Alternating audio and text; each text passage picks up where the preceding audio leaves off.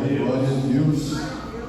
Glória a Deus. Eu te convido a abrir o Evangelho de João, capítulo de número 8, versículos, a partir do versículo número 31. João 8, a partir do versículo de número 31. Glória a Deus.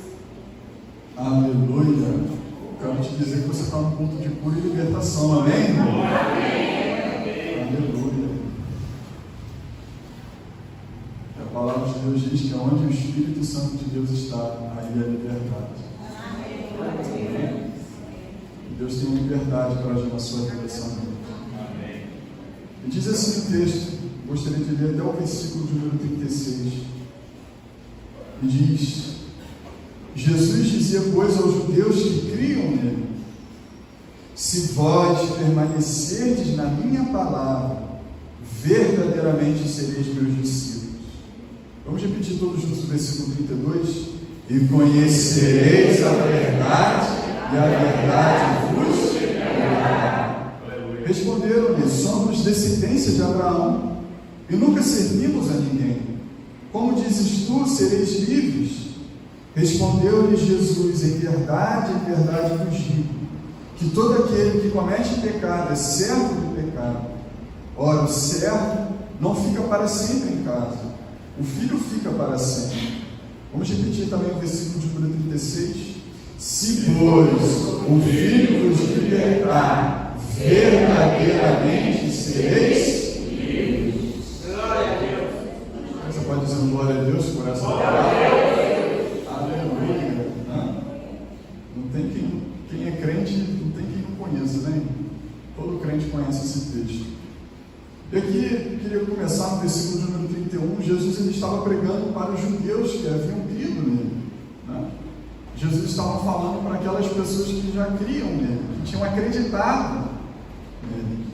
Jesus estava dizendo: olha, se vocês permanecerem na minha palavra, verdadeiramente vocês vão se tornar discípulos, né? Jesus não estava pregando para os incrédulos, Jesus estava pregando para aqueles que tinham crido. Repita comigo: Jesus estava pregando para quem tinha crido nele. Jesus estava pregando para aqueles que já receberam. Jesus disse: olha, se vocês permanecerem na minha palavra, então verdadeiramente vocês vão se tornar discípulos. Sabe por quê, irmão? Não basta apenas nós crermos, nós precisamos permanecer na palavra de Deus. Diga para quem está do seu lado: não basta crer, você precisa permanecer. Permanecer aqui no sentido de continuar, de caminhar, de permanecer mesmo. Você vai olhar a origem da palavra, exatamente isso: permanece, continua. Irmãos, tem grande diferença entre crermos e entre crermos e permanecer. Crer até o diabo crê. Até o diabo acredita em Deus. Mas permanecer é somente para os discípulos. Irmãos, e a grande realidade é que a maioria não permanece na palavra. Uma pequena parcela de cristãos permanece na palavra verdadeiramente. Sabe por quê, irmão? Porque permanecer gera mudança de vida. Permanecer na palavra de Deus faz com que o homem mude de vida, faz com que o homem mude quem ele é. E a grande maioria não quer mudança, a grande maioria quer apenas crer, mas não quer permanecer, porque permanecer gera mudança de vida. Para eu permanecer em Jesus, eu tenho que mudar quem eu sou, eu tenho que mudar minha natureza carnal, minha natureza humana, e eu tenho que me submeter à palavra de Deus. Diga para quem está do seu lado agora: eu gosto de ser bem didático. Permanecer gera mudança. Você nunca mais vai se esquecer disso. Permanecer verdadeiramente em Jesus gera mudança. Né? Quem veio do mundo com uma vida toda torta, se permanece em Jesus, tem uma outra vida hoje. Não é verdade, irmão? Você que veio aí da vida né? Lá de fora. Todos nós mudamos quando verdadeiramente permanecemos na palavra de Jesus. Ô irmão, Jesus continua dizendo no versículo 32: e conhecereis a verdade vos. Vamos repetir mais uma vez: e conhecereis a verdade vos. Jesus estava dizendo: olha, vocês serão livres a partir do momento que vocês escolherem permanecer na palavra. Nós somos livres de quê, irmão? Do pecado, quando nós permanecemos na palavra de Deus. É a palavra de Deus que vai te proteger do pecado. É a palavra de Deus que vai te impulsionar a você caminhar com Deus e não caminhar mais na carne, mas você viver uma vida no Espírito. A palavra de Deus vai fazer com que você conheça Jesus e você seja liberto. É a palavra de Deus que nos protege da nossa natureza carnal, da nossa natureza humana. É a palavra de Deus, irmãos, que nos torna verdadeiramente livres. Aleluia. Jesus disse: vocês conhecerão a verdade vai libertar vocês. Né? Ele fala de uma verdadeira libertação. Sabe por quê, irmão? A maioria vem para a igreja, mas não muda. Muita gente não muda de vida. É mentira o que eu estou falando? Hã? Muita gente continua sendo quem é. Mas a partir do momento que eu e você escolhemos permanecer na palavra, não tem como nós não termos uma mudança de vida. E olha o que Jesus ouve daqueles que estavam crendo nele, né? Estava tudo bonito e maravilhoso. Mas no momento que Jesus disse: vocês precisam permanecer na minha palavra, eles mudaram, eles falaram. Mas somos descendência de Abraão, versículo 33. E nunca servimos a ninguém, como dizes tu, sereis livres. Né?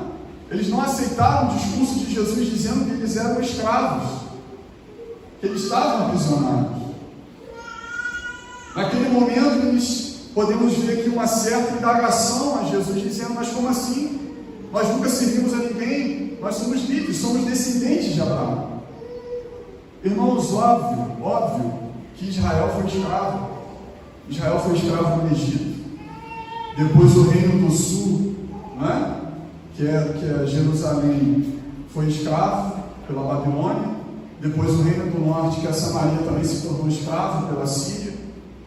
Israel foi escravo por mais de uma vez, mas eles não estavam falando dessa escravidão, porque a linhagem deles tinha sido escravo.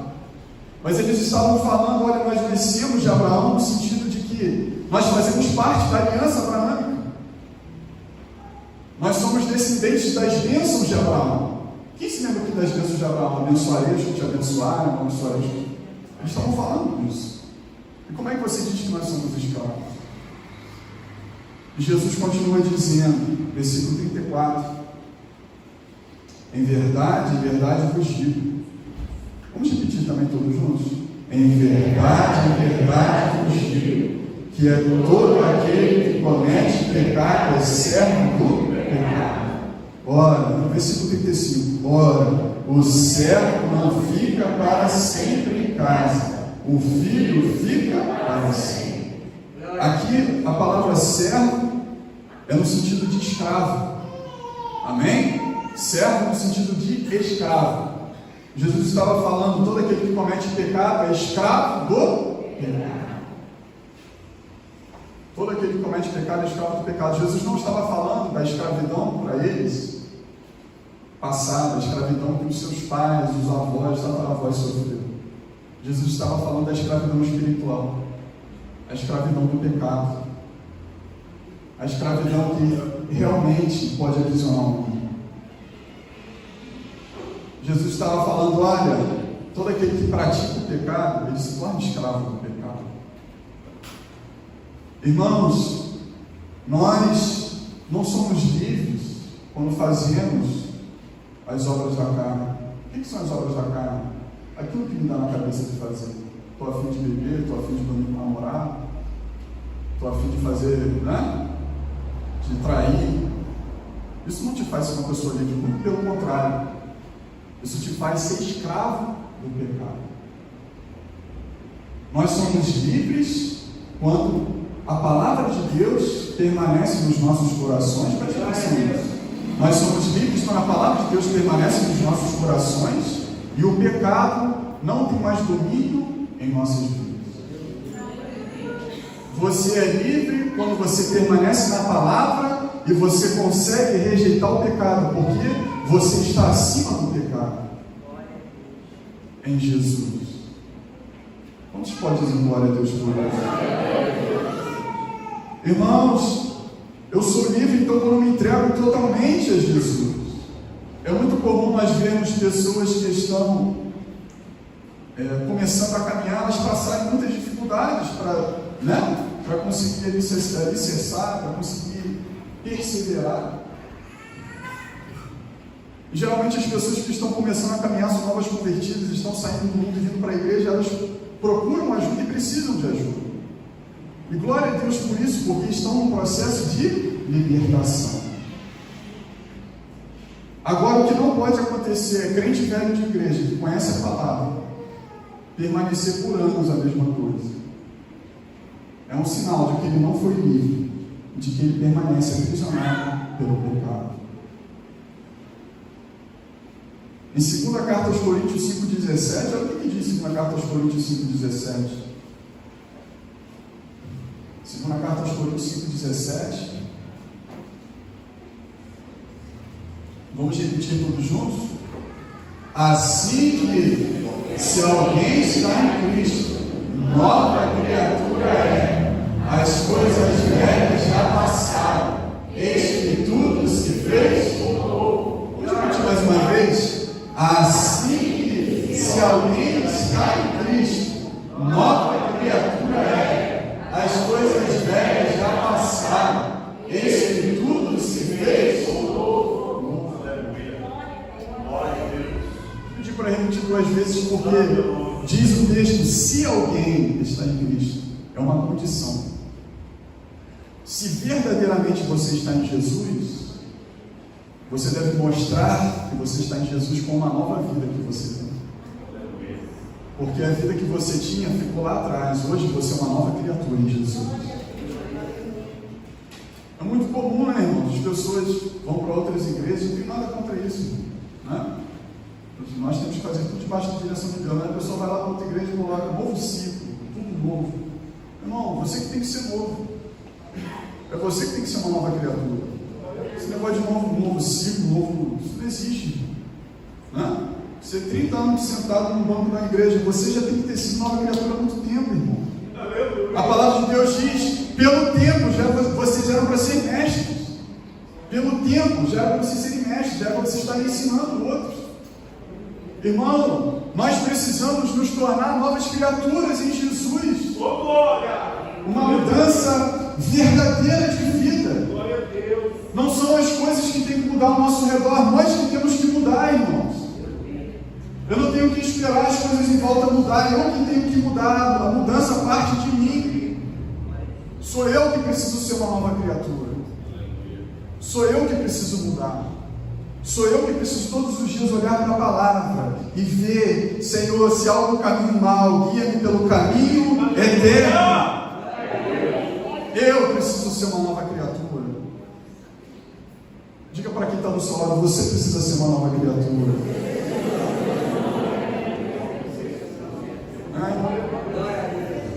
Parar com essa história de novo ciclo. Virou estrela, fica no ciclo. Você precisa ser uma nova criatura. Em nome de Jesus, irmão. Em nome de Jesus. Estou pregando aqui a palavra. Estou pregando para vocês todo mundo a palavra de Deus. E se alguém pregar alguma coisa que não está aqui, que seja nada, né? Que seja maldito, porque nós temos que pregar a palavra de Deus. É a palavra de Deus que vai nos guardar, é a palavra de Deus que vai nos proteger, é a palavra de Deus que vai te alimentar, é a palavra de Deus que faz com que você permaneça salvo em Jesus. Irmãos, e quando o homem escolhe então viver no pecado, quem que ele alimenta? Quem pode responder aí?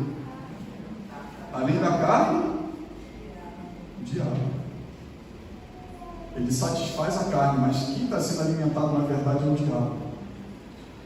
Eu vou te provar isso na Bíblia. Quando você escolhe viver no pecado, irmão, todo mundo peca, presta atenção nisso. A carta de João diz que se alguém diz que não tem pecado, é mentiroso. Eu estou falando da pessoa escolher viver uma vida no pecado. Não, irmão, eu quero continuar vivendo no adultério, eu quero continuar vivendo na fornicação, eu quero continuar vivendo dessa forma. Você está alimentando o diabo. Quer ver eu te provar? Abre comigo lá em Gênesis 2,7. Gênesis 2,7. Eu quero que vocês nunca mais esqueçam disso. Em nome de Jesus, essa igreja não vai esquecer disso. Glória a Deus. Gênesis 2,7. Se você está recebendo de Deus, glória a Deus. Glória a Deus. Quero que toda a igreja repita comigo. E formou o Senhor Deus o homem do pó da terra, e soprou e o homem foi feito alma vivente. Aleluia. Preste atenção, Deus formou o homem da onde? Da onde? Você tem intimidade com quem está do teu lado, irmão? Dá uma beliscada nele assim de leve. De leve, hein? Não é para aproveitar e tirar o atraso aí, né? Está meio chateado com o irmão, ele está forte, irmão, né? Deus formou o homem, a carne que você acabou de beliscar, do pó da terra, né? Deus pegou lá o pó da terra, da natureza da terra, formou a nossa carne. Glória a Deus.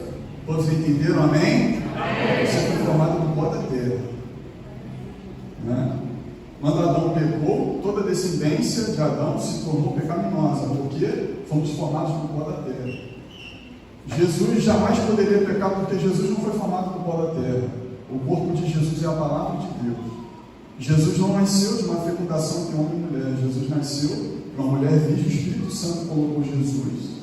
Ele não nasceu de meios naturais. Jesus foi gerado pelo Espírito Santo. Por isso que Jesus jamais poderia pecar, porque o seu corpo não veio do pó da terra. O seu corpo veio dos céus, que é a palavra de Deus. Mas isso aí fica um outro assunto, senão vou estender muito. Eu queria que você olhasse comigo em Gênesis 3,14. Gênesis 3,14 que diz: nós acabamos de ver que fomos gerados do pó da terra. Agora você vai ver comigo aqui, ó. Vamos repetir. Então o Senhor Deus disse à serpente: porquanto fizeste isso maldito, serás mais que toda fera, e mais que todos os animais do campo.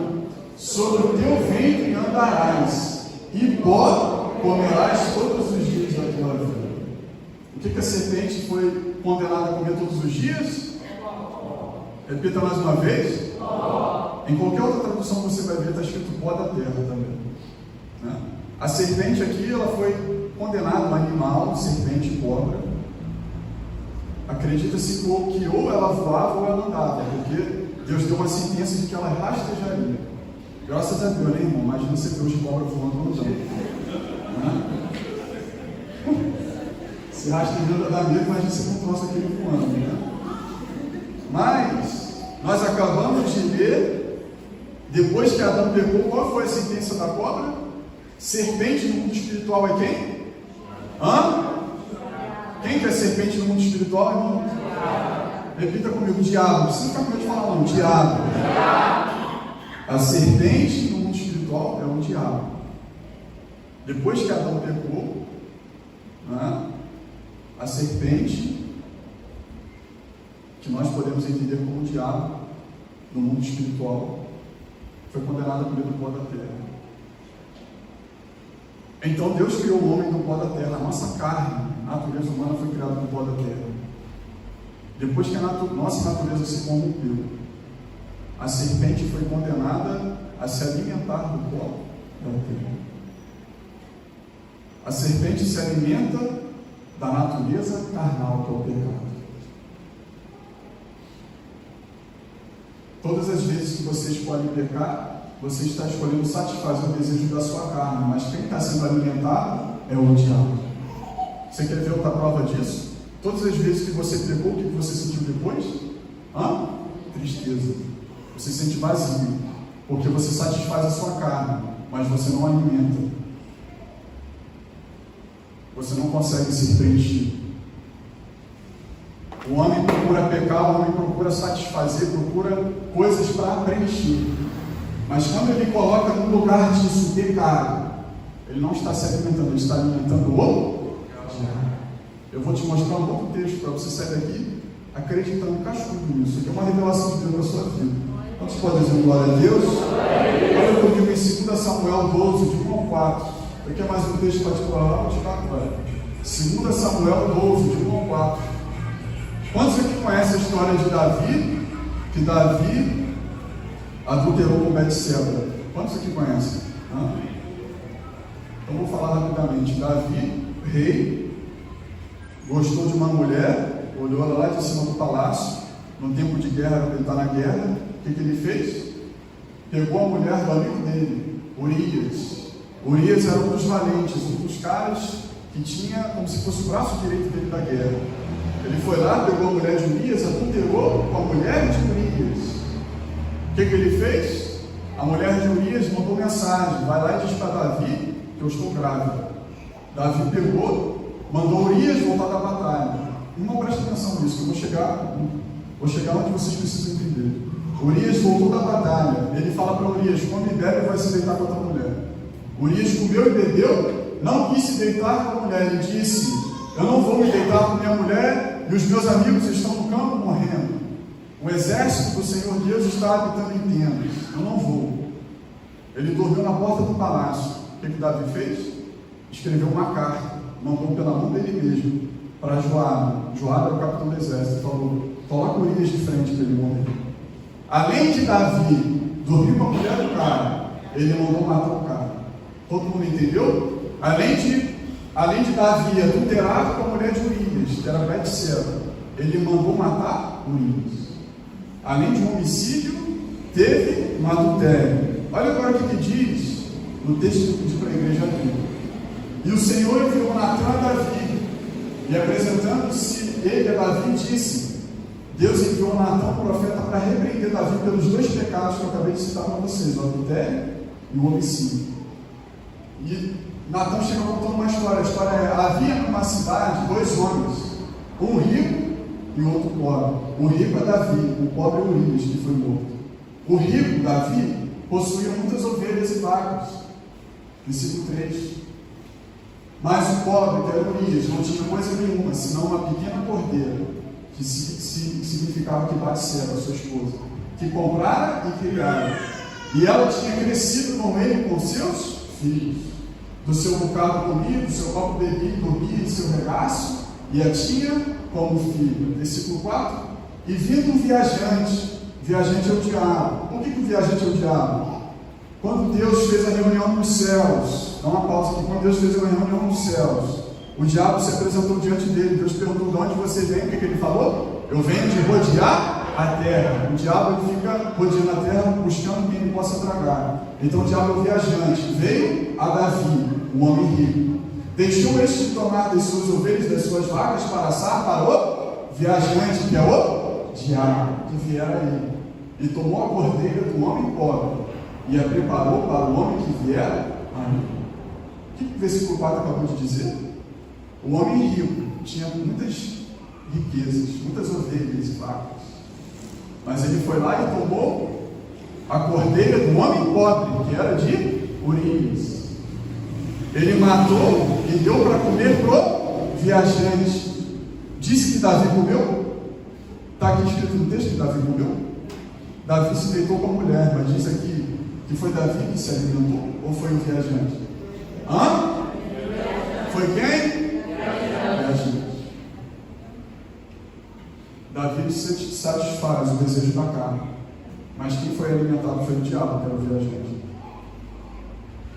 Todas as vezes que você escolhe pecar, você não está alimentando a sua carne, você está alimentando o diabo. Você está satisfazendo o seu desejo, mas quem está sendo alimentado é o diabo. Irmãos, Davi ele não foi alimentado, mas o diabo foi alimentado, né? Deitou lá na cama, Davi, a mulher de Urias, Betseba, e o diabo lá, o viajante. Aqui foi alimentado o diabo. Todas as vezes que você escolhe fornicar, deita na cama você, o abençoado e o viajante. Irmão, estou te falando que é a palavra de Deus para a sua vida. Você tem uma revelação de Deus para você. Todas as vezes que você escolhe adulterar, não está lá só com fulano ou com fulano, você está com viajante, você está alimentando viajante. Irmãos, Deus te trouxe aqui essa noite para que haja uma verdadeira mudança de vida em nome de Jesus. Porque se alguém está em Cristo, nova criatura é. O Evangelho de Jesus não é evangelho de motivação, é evangelho de transformação de vida. O Evangelho, vou repetir mais uma vez, não é de motivação, é de transformação de vida. Jesus não morreu na cruz para te motivar, irmão. Jesus morreu para transformar você. E ser transformado é uma escolha, você que escolhe.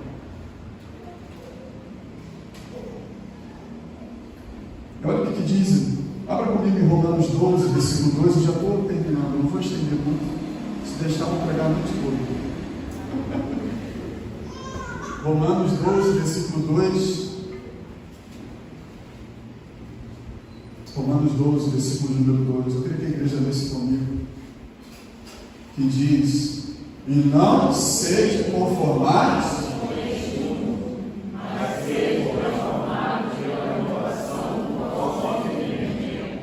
para que experimenteis qual seja a boa, agradável e perfeita vontade de Deus. E não sede conformados.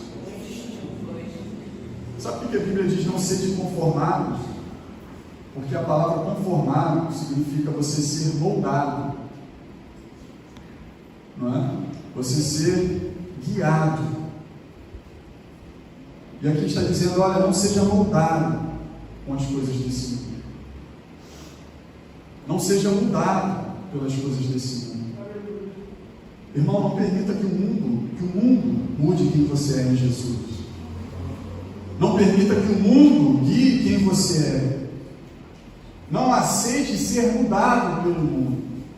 As pessoas dizem que agora é normal pecar, fazer isso. A igreja tal está aceitando. Se a palavra de Deus diz que está errado, não está errado, em nome de Jesus. Não permita ser mudado pelo mundo, irmão. E a palavra continua, mas transformai-vos pela renovação do vosso entendimento. Transformação, irmão, significa nós mudarmos de vida, mas baseados em um único objetivo. Eu mudo de vida, mas baseado somente na palavra de Deus. Podem tentar vir outras influências, mas eu não sou influenciado por um ao redor. Eu sou transformado somente à luz da palavra de Deus. Eu tenho um norte, eu tenho um guia, que é a palavra de Deus, que é o Espírito de Deus que habita em mim. Em nome de Jesus, irmão. Ser transformado significa uma mudança radical e verdadeira de quem nós somos. Falei, da última vez que eu li esse texto, eu falei a frase que eu ouvi, estava lá em Benihim, no Benihim pregado. Ele falou uma frase simples, mas que eu não esqueci mais. Ele falou, seja inconformado para ser transformado. Diga para quem está do seu lado, seja inconformado para ser transformado. Seja inconformado para ser transformado. Você quer ser transformado, irmão? Não se conforme de maneira nenhuma com esse mundo. A partir do momento que eu abomino esse mundo, que eu não me conformo de maneira nenhuma, eu sou transformado à luz da palavra de Deus. Quantos podem dizer glória a Deus? Para encerrar, comigo em João 8,36.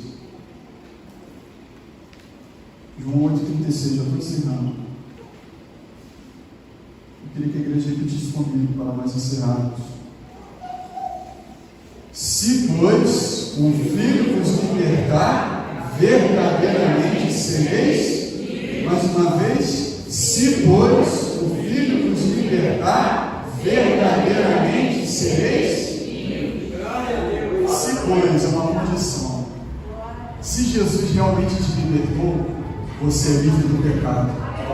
Você não vive mais debaixo do domínio do pecado. Você não é mais escravo do pecado. Porque agora verdadeiramente você é liberto. Jesus mudou a sua vida por completo. Irmão, quero profetizar que Jesus mudou a sua vida por completo. Eu quero declarar que verdadeiramente você é livre em nome de Jesus. Livre do mundo, livre do diabo, livre de tudo aquilo que faz com que você venha retroceder, porque hoje você é uma nova criatura em Jesus. Aleluia! Glória a Deus! Você recebeu da palavra, de glória a Deus, meu Senhor. Vamos nos colocar de pé, vamos adorar o Senhor. Deixa a barra aqui.